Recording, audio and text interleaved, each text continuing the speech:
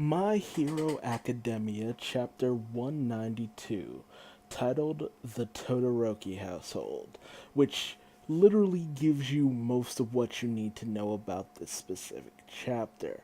However, there are also other things of note within this chapter as well. Specifically, the advertisements for the My Hero Academia movie that's coming up very soon, which I know a lot of people are looking forward to. It'll be My Hero Academia's very first movie, which is very promising. And it also shows off some very quality animation, so I'm definitely looking forward to that. Another thing of note is the color spread, which is very visually beautiful, I guess I should say. A very good sight to behold. And, like always, shows off some of the more popular characters, which, for one of the first times ever, Jiro is involved there. I mean, she's been involved in a few others, but here she's more featured more prominently with some of the other more popular characters, like Yayorozu, Froppy, Bakugo, Uraraka, Todoroki, Endeavor. We even have Hawks in there for the first time, and so we finally get to see Hawks in color. A lot of people knew that his wings would be red, but you know, that was the biggest thing. Just wondering about the color of his wings, and I saw a lot of people guess red. So I'm very thankful for that. Although whether it was stated before is kind of unknown to me. And this color spread celebrates 4 years of My Hero Academia publication. I've been reading for about 3 of those years. I start like right around the 1 year mark. And we also have an upcoming character popularity poll, which will be fun to see, especially with the newer characters that have been introduced and a lot of the more recent goings on in the past year. So we'll see a lot of shifts in popularity for certain characters. Also, with the anime playing a big part in characters' popularity, as it did with the previous one, in terms of when it came out and when the anime came out, and certain characters who got a little bit of a boost there. But I've talked enough about the color spread. Let's get into the real meat and potatoes. Now, be ready because I got a lot to say about this chapter. So, we open up with the aftermath after the attack by the high end Nomu. We see that Endeavor managed to avoid death, but he is greatly scarred. He didn't lose an eye like many, including myself, thought. Miriku, Miriko, the bunny hero, hopped away after the whole fight. And honestly, this is basically just Hawks giving a bit of a recap. And he goes on to state a few things about like how Endeavor was healed by Recovery Girl. He's basically given a bit of a report of everything that happened after the fact. Endeavor does question why High End was able to find them so easily, but Hawks, being undercover in the League of Villains, plays it off since he deliberately had them go out into public in order to kind of direct any suspicion away from him. I mean, they weren't hiding whatsoever, so, if the League of Villains was going to attack anyone, that would make sense. Hawks is shown to be feeling a little guilty about a lot of the goings on, much like we saw last chapter, and it makes sense. He is even shown in a flashback to have looked up to Endeavor to a certain degree. It was one of his favorite heroes, and that from a very young age, he was kind of seen as a prodigy in terms of his power after saving somebody when they were in a, collision on the highway. He saved several people. And so Hawks is just kind of a bit down on himself because he wants to do whatever he can to create a world where heroes aren't really needed so much. So that's his whole end goal in all of this, but he's going into very dangerous waters and is hurting a lot of people in order to get it done. So a lot of inner turmoil going on with Hawks' character, which, really makes him a very interesting character to behold. And I'm interested to see where all of this will eventually lead to. How far will things have to be taken before Hawks says enough is enough? Or will he proceed through his entire mission without being found out and sacrifice that many more people in pursuit of it? We then cut to the Todoroki household, just like it stated. Shota had come home with permission from Ayazawa, who's waiting outside, just to kind of have a bit of a meal with his family, um, Natsuo and Fubuki. Um, I love this little moment where Shota comments on his dad's scar, and both he and Natsuo just proceed to slurp in their uh, what you would call it, udon, just nonchalantly just giving him the cold shoulder for the most part. And a lot of people seem to have not understood that that's where this chapter is gonna go. Even Fubuki tries to broker the peace between, the two sons and their father, but Natsuo's the first to just kind of, have had enough and never tries to get Natsuo to say something, but ultimately Natsuo lays it all out, saying that, now you want to talk to me after shunning me after all these years? I never knew that soba noodles was Shota's favorite food because I've never really gotten to be around my own brother. All this time listening to mom screams and Shota's crying and all this good stuff. He was worried about his father, yes, previously, because, these kids aren't monsters. They don't want their father to die and be hurt, but they also won't completely forgive him for everything that he's done up till now. He's been a monster to them, and that's not something that's easily gonna go away. Caring for your father isn't wrong, especially in a moment where you think they're gonna die, but you're still gonna have those feelings. If a parent abuses you, you'll still have sympathy, but you'll still hold that grudge. Grudges don't go away that easily. And a lot of people, especially the ones who are giving death threats to the author about this situation, you know, guys, it wasn't even done yet. And now he's following through on a situation that, very much you should have waited on, to see where he went with all of this. And he went through the proper channels.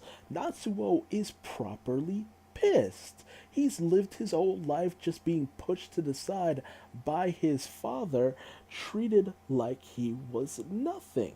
We even have a mention about the eldest son of the Todoroki family, Toya. And there's an allusion to some big event that had apparently gone on with him. And if Toya really is Dabi, then, Dabi's scarring might actually, you know, dive into what might have happened to him. So, Natsuo came here just to, as a favor to Fubuki, in order to just kind of, be civil about this situation. It's just like, yeah, Dad, I'm glad you're okay, but fuck you. Like, in all honesty, go fuck yourself. And he promptly leaves. I mean, and never does his best to just be like, look, I'm just gonna face forward and do my best to atone for what I'm done. And Natsuo has none of it. Which is just like, yeah, of course not. That's just the way that works. You don't immediately just get over years of abuse and neglect and pain just like it's nothing. And Fubuki is just like, she's trying to be civil and reasonable because, Shota got accepted into UA, mom, and was able to see his mother. The father was eventually starting to try to be a little more civil to them. Their mom was starting to feel a little bit better. And it's not like she's forgiven him either. She can't look at the man without the possibility of a relapse. But she's trying to put herself in a better mental state about things because having this bitterness in her led to her scarring her child. So she's trying to see the better in this man. That, at one point she did at least have some semblance of feelings toward, if nothing else. It's not all sunshine and roses. Fubuki is doing this for the good of the family as a whole, to heal them as much as possible after everything that Endeavor himself has done, and who acknowledges that he's done terrible things. If nothing else, the fact that he at least acknowledges, yes, I've done terrible things. Yes, I understand that I may never be forgiven, but I at least am going to try. And if you still don't forgive me after that, then so be it. I understand. There's no reason you should. And even ultimately, Shota weighs in on this, looking over the news report of the boy who called out, demanding that the media stop their broadcast of despair and have people look to see that Endeavor was still fighting. He becomes a friggin' meme in the universe. Would be called the "Can't You See" boy, because he spurred people to cheer on Endeavor, giving people a little bit more hope. Even the media says that Endeavor wasn't the one who really inspired the people all that much. It was this boy crying out to support someone who was fighting so hard, and Hawk doing everything he could to save as many people as he could. And Shota is just like, look, the hero Endeavor is a remarkable figure in the public eye. Yes, this is true. And despite the fact that I have not forgiven you, he says that outright. I have not forgiven you. And people need to make note of that. There is no forgiveness here. There is no forgiveness. There is no hugs, kisses. Dad, I'm so glad you're safe. It is, I'm interested to see where you go with this. I'm interested to see how long this lasts and how far you will go with this. And if I can actually see a change in you, because I was changed myself. So I want to see how far this goes. He wants to see if he can eventually, this could take years, but eventually, Shota has in him some hope that he might see something better in his dad than he has up until this point. So we have Fubuki, who is just trying to keep her family together as much as possible. Shota, who is just trying to see some good in his father, even though he doesn't feel that there really is any. But Endeavor is still a hero, so that must mean something. And Natsuo, who does not give a damn and does not forgive his father whatsoever, with no hope of ever feeling that way. We even get this monologue from Endeavor stating that fact that, all that he's basically had to lose in order to actually turn his frame of mind around. Yes, abusers will constantly come back to a thought that they should, forgive me, I'll be better, blah, blah, blah. But the thing is, Endeavor has been through enough that you could actually believe this. And people don't actually believe this. It will take secondhand accounts in certain situations to get certain people to believe this. Not for Natsuo to believe this. And even then, it might not happen. But Endeavor has been through enough to the point where there's the possibility that he will turn around. You don't have to buy it, you don't have to believe it, but there's the possibility.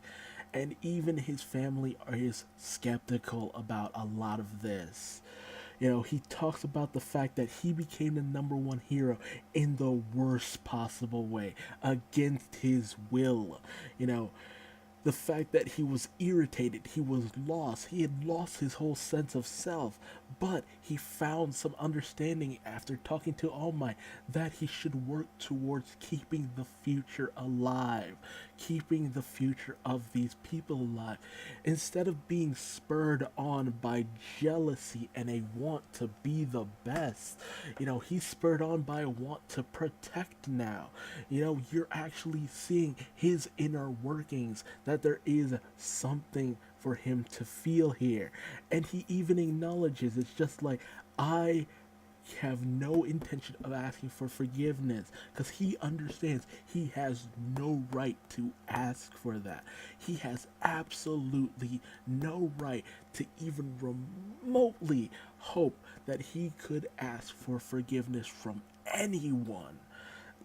And he even I keep calling her Fubuki, Fuyumi. He even tells Fuyumi, sorry, I didn't say the right words to Natsuo. I'm not the best at this. There's effort, there's actual trying. So, for what it's worth, at least he's trying. At least his family isn't just rolling over and buying into everything. There's actual a sense of reality to this whole situation, which says a lot about a series with people with wondrous powers throughout the world.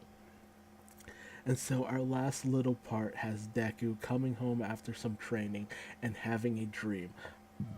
A dream of all the people who used to have the power of One for All. And he sees it, the very first holder of One for All, and the confrontation he initially had with his brother. The beginnings of One for All. The initial showdown that came about. So, I mean, this is a major part, but I feel like that part with Endeavor and the Todoroki family needed to be talked about ad nauseum, because there was a lot of real world stuff that just sickened me to hear. It's just like, how dare you demean and ridicule someone for their portrayal of abuse by abusing that person yourself. You have no right to talk or demean someone over this when the story was not even completed, and abuse them, to call them out, to yell at them, to demand something of them. They're telling a goddamn fictional story. There's no reason to demean this person in any way, shape, or form. And even when it was done, y'all had no right to talk to that man the way you did. Pitiful and disgusting. Toxic fandom at its worst. But this situation with Deku, One for All for One, has me excited, because we will finally get to see the true face of evil and the true face of justice. But thank you for joining me for this episode. Tell me your thoughts in the comments below. I know I went on and on and on about that one subject, but it really grinded my gears, and I just had to get it out. And tell me your thoughts on this whole situation in the comments below. If you liked what I had to say, leave me a like. If you didn't, feel free to leave me a dislike. I'll understand. And hey, if you want, subscribe for more My Hero Academia. Thanks for joining me.